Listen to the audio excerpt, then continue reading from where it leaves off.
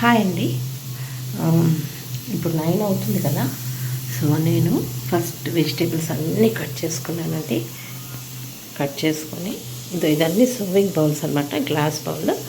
So నేను ఈరోజు ఏమేమి కట్ చేశానో మీకు చూపిస్తాను. మన వెజిటేబుల్స్ ఫస్టే కట్ చేసేసుకొని అన్నీ కిచెన్ ప్లాట్ఫామ్ మీద తీసుకొచ్చి పప్పు ఇలా ఉడకబెట్టుకున్నాక ఇప్పుడు ఈరోజు నేను బెండి ఫ్రై చేస్తున్నాను.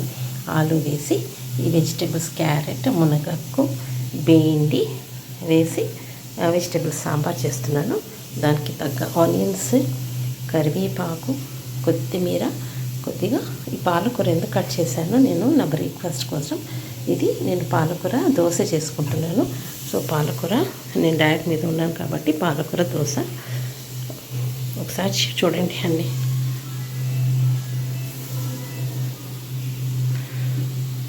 సో ఇలా ప్లాన్ చేసుకోనండి.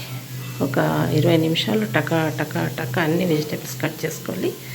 ఈ బౌల్స్ అన్నీ కూడా కడిగి మా వారు తుడిచి ఇక్కడ పెట్టేశారు క్లీన్గా. పప్పు ఆల్రెడీ ఉడుకుతుంది. పప్పుల్ని టమాటో వేసేసాను.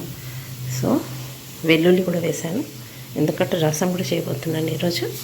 సో ఇదనమాట ఈరోజు బ్లాగ్ అనమాట. ఒక చిన్ని బ్లాగ్. వెజిటేబుల్స్ కట్ చేసుకొని ఫస్టే ఇలా రెడీగా ఉంచుకుంటే మనకు వంటకి ఈజీగా అయిపోతుంది. ప్లస్ అన్ని వెజిటేబుల్స్ శుభ్రంగా కడగాలండి. కొత్తిమీర కానీ, కరివేపాకు కానీ, బెండకాయ కానీ, మునగాకు కానీ, మునక్కాయ, క్యారెట్, ఆలు ఇలా నీళ్ళలో వేయాలి. నల్లబడదు, ఇలా బ్లాక్గా అవ్వదు. సరే ఎంత ఫ్రెష్గా ఉన్నాయి.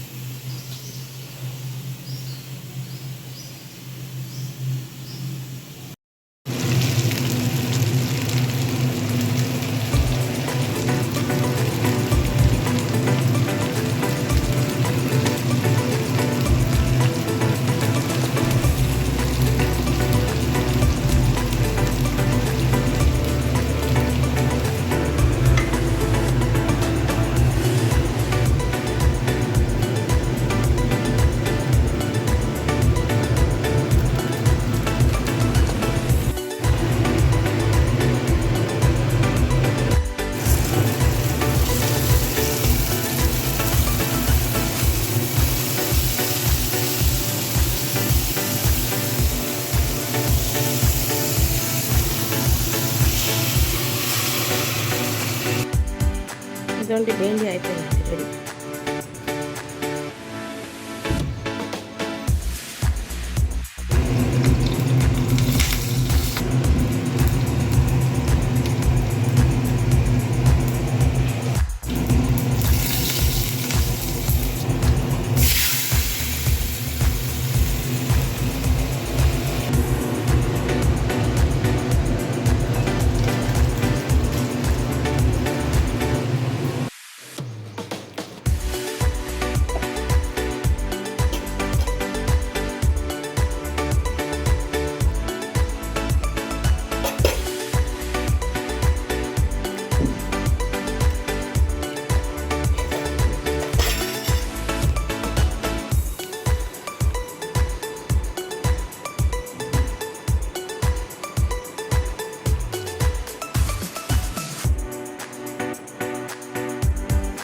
హాయ్ అండి, welcome to my channel Mandakonda chef. ఈరోజు నేను వంట చాలా ఫాస్ట్గా చేసేసాను. గవర్నమెంట్ రాగానే ఫస్ట్ వెజిటేబుల్స్ అన్ని కట్ చేసుకుని కిచెన్ తీసుకెళ్ళేసేసాను.